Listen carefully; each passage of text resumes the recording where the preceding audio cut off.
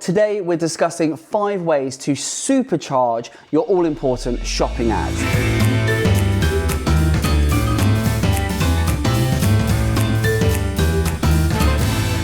We've both got the wardrobe memo. We're wearing exactly the same. Honestly, I don't know. This is madness. Con, welcome back. Hello, Good to have you with us again.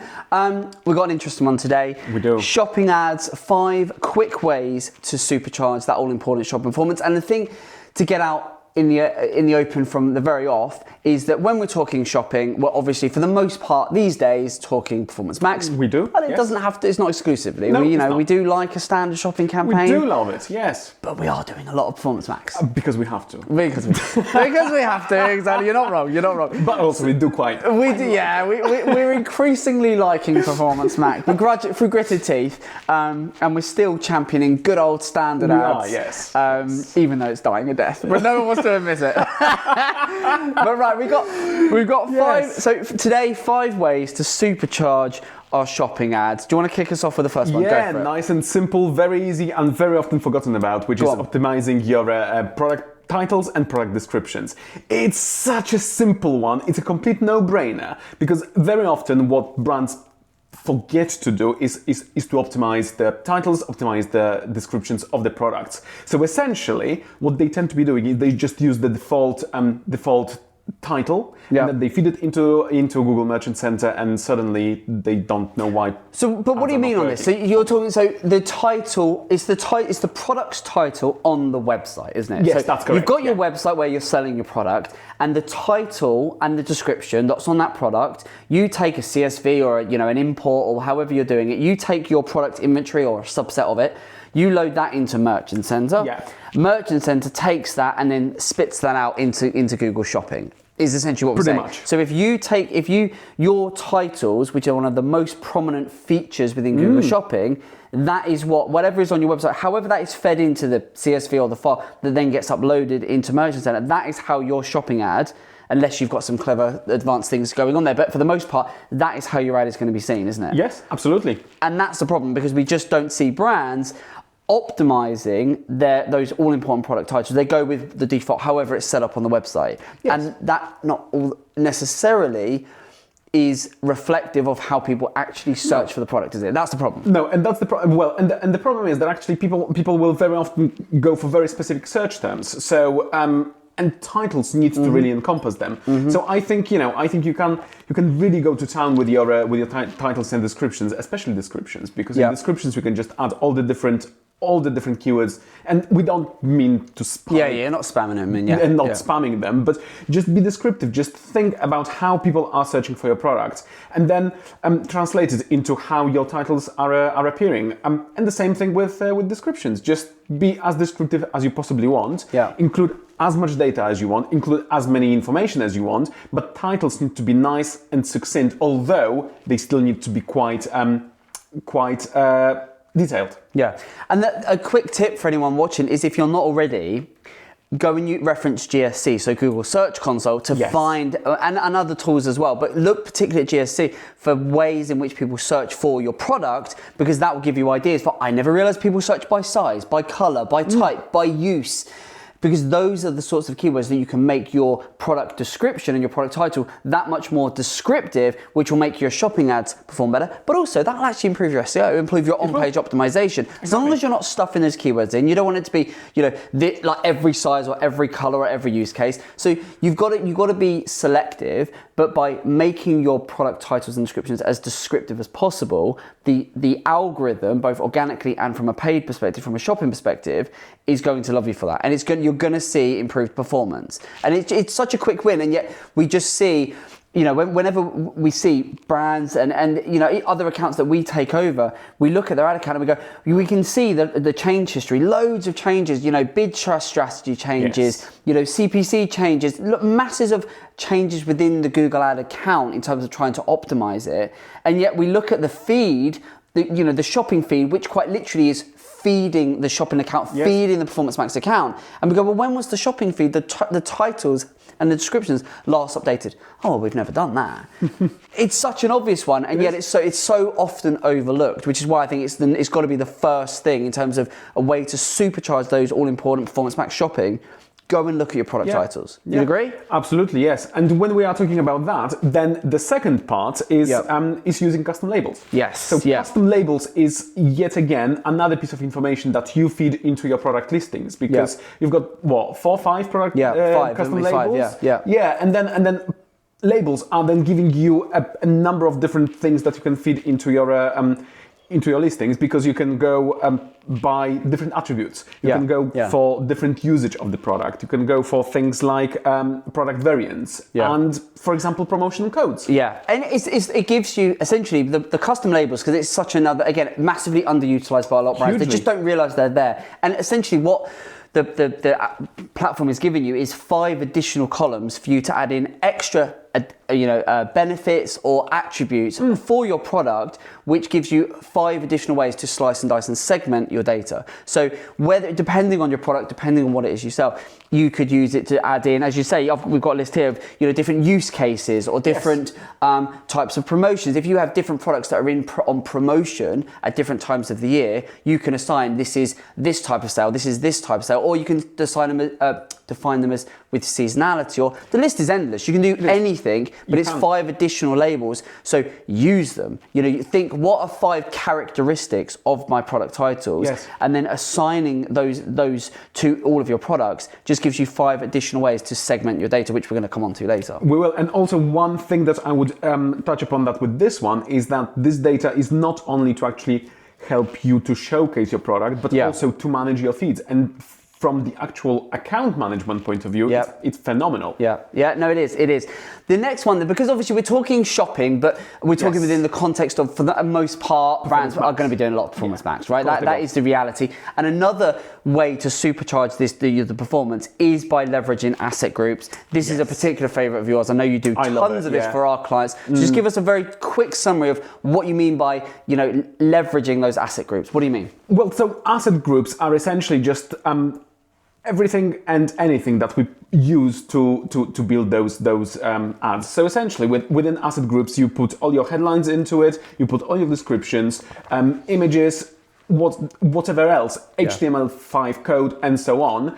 And then Performance Max is going to take all that away and put together a nice little ad.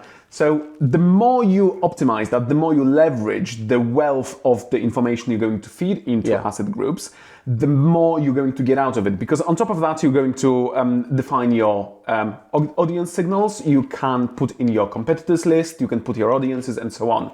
So essentially, just feed these asset groups with everything you can, and then Performance Max will do the rest. Breaking them down as well, isn't it? So what we're doing for a lot of our clients is we're having different... The good way I always think of asset groups, like, it's the Performance Max equivalent of an ad group. It is, Right? That's basically what it is. There's more bells and whistles in it, but it's pretty much a Performance Max ad group, albeit with extra bits laid in there.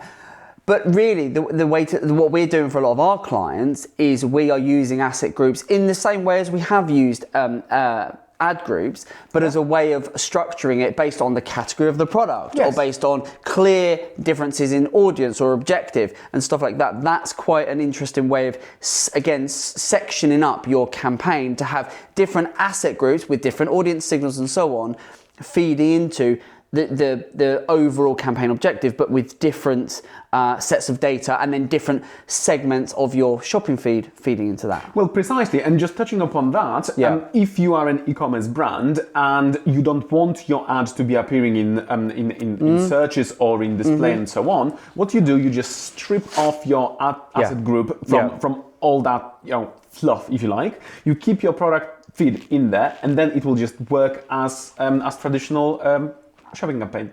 Exactly. Like what is called, what we call in the industry a feed-only campaign. Is essentially what we're saying. It's a Performance Max campaign with all the bells and whistles removed, and you strip it out and it becomes a feed-only campaign. That's another type of campaign. Talking of campaigns then, Another real way of supercharging your performance is through segmenting your campaigns and segmenting your products. So what we're talking about with this one is when you take your product inventory, and I think, again, we see brands think, well, I'll have a Performance Max campaign or have shopping campaigns, and therefore I need to have everything in one campaign. We do. Or group everything only by the type of product it is or by the category. And actually, that's one way of doing it. But there's so many other ways you can do. You can say, you can segment your products. And what we advocate to our clients is, well, why don't we look at segmenting by price, by margin? Yeah. There's so many different ways that you can look at your inventory and actually think, maybe you can do it by range or by category. Another one, again, we say it's that some of our clients have a varying range of products. So they might have some at a high price point and some at a low price point. If that's your brand, then you can segment them by business objectives, in terms of like, this is an entry level price and this is a longer lead time sort of purchase or whatever it might be. There's a lot, greater value to my business, my brand. Yeah. So again, and that's where the custom labels can actually feed into this as well. Because if you've got those custom labels set in, you can then segment your products and think, it's just a way of slicing and dicing your data. And the more creative you can get so that you're providing set types of products in a variety of ways, most of your competitors will not be doing that. Yes, and it starts with intent, and also it starts with your own commercial value of these ads as well. Yeah, exactly that.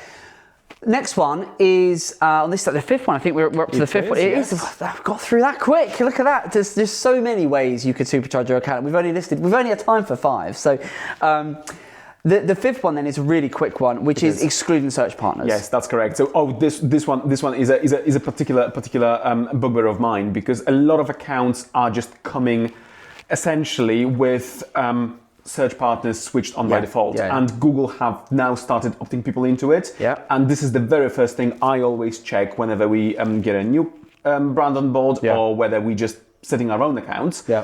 No, there's absolutely no way. Because why? Why don't we like it? We are going to waste a lot of money, because Google will then buddy up with gazillions of different pages that will do something what used to be called AdSense back in the day. So essentially your ads, your display ads, and any ads actually, are going to then be fed onto the websites, which will not have any commercial value to us, because people who are browsing these websites most likely are not going to buy from us, but Google will pretend almost that it does its job by showing these ads to that unqualified traffic. So yes, you might be able to end up with a lot of traffic coming to your website, but this traffic will never convert, mainly because these people will not have interest in your product or service. And that's what we see across the many accounts that we work on. It's what we see time and time again. I say it's just low quality traffic that we just, and if you're unsure, if you think, I don't want to, run a split test, experiment with it and keep one in and one, run your campaigns one with, one without, and you'll see what we see consistently within the sectors we work in, home, garden, lifestyle. These brands,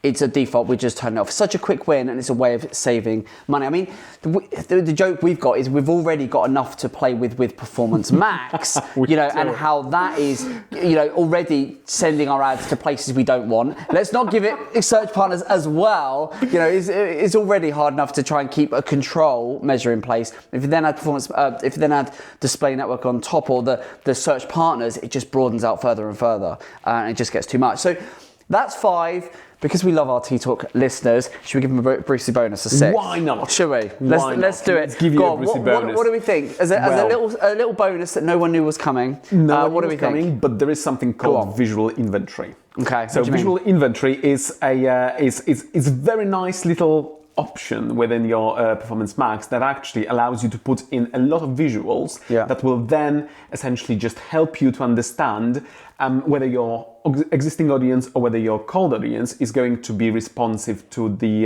visuals that you are feeding. And this is in addition to the product. This is not to be confused with the product inventory. So you've got your product images. This is more. It's additional imagery and additional titles and so on. It's extra stuff, isn't it? It's extra stuff. It's very static. It's something that you can control. It's something that you can test. And it gives you that extra. It gives you that extra visibility, because then your Performance Max campaign will then use that extra asset to show to other people who potentially might convert. But then it will learn very quickly that if these people are actually not converting on this asset, let's show them another asset. So then essentially on repeat almost, it's going to come up with the best possible strategy for conversions, and it will then maximize the bids. Yeah, exactly that. And what we are increasingly seeing is the more assets you can feed it, the more Google is loving it, because it's giving it a variety. It's testing different creative, different visuals. It's leveraging video. Producer Darren will be happy. I've got video mentioned in there, but it's getting video. It's getting creative with those assets and feeding it. We're feeding it way more now than we did a year ago. Absolutely. And I think that's just interesting, and we're getting better performance because we're giving the machine more to learn from, more to play with, and we're giving it more options. And with Performance Max, it just wants options. It wants things to play with. It does, and it's fascinating because so many accounts that we have taken over the years, over the last 2 years, we can see that there is so many different campaigns coming in that have got just the bare minimum. Let's say 3 headlines, literally that. 2 images, and that's it. And then you just look at it and you think, you're starving the machine. Literally, 100%. And then suddenly they just say, oh, but my ads were not performing. There you go. Yeah, and we just go in and go, well, let's just build out the campaign and actually not just do the minimum, but actually build it out. Max it out. There you go. That's what it's there for. We're gonna have to wrap this one. That's 5 ways We're going to have to wrap this one here. That's 5 ways to supercharge your shopping ads. Which of them has been the one that you think you're going to implement? We'd love to know. Let us know in the comments. We've got so many more. We might even have to do another episode because there's so many ways you can supercharge your shopping ads. Hope you've enjoyed this from the Aaron and Conron double act. We look the same, we're wearing the same, and clearly from this episode we even think the same. It's unbelievable. Right, see you on the next one. Take care. Bye for now.